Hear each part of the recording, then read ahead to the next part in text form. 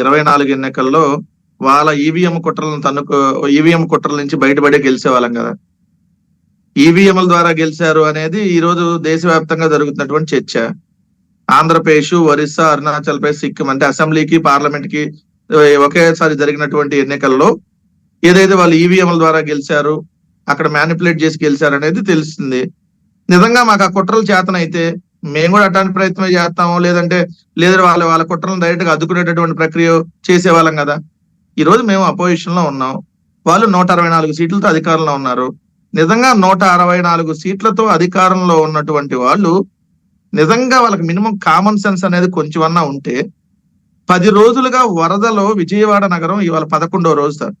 11 రోజులుగా విజయవాడలో ఇంకా మోకాల లోతు నీళ్లలో విజయవాడ నగర ప్రజలు జీవన విధానం నడుస్తా అన్నమో రామచంద్ర అన్నటువంటి పరిస్థితుల్లో ఆహార ప్యాకెట్ల కోసం ఏదైనా బండి వస్తే ఆహార ప్యాకెట్ల దగ్గర గుమ్ముగూడి మాకు 4 ప్యాకెట్లు ఇవ్వండి, ఇంట్లో వెళ్ళి పిల్లలకు పెట్టాలన్నటువంటి దయనీయ పరిస్థితిలో ఉంటే వీటన్నిటిని డైవర్ట్ చేసేటటువంటి కార్యక్రమంలో భాగంగా బోట్లు వచ్చినాయి అంట కొట్టుకొని.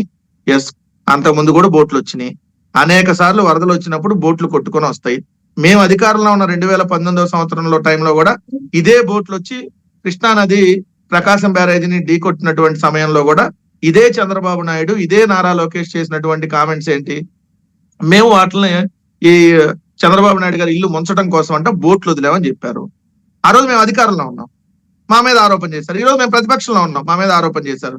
ఇవన్నీ చూస్తా ఉంటే చంద్రబాబు నాయుడు గారికి జగన్ అనేటటువంటి ఒక ఫోబియాతో ఇప్పుడు ఈ ముసలి వయసులో వణికిపోతా ఉన్నాడని అనిపిస్తా ఉంది.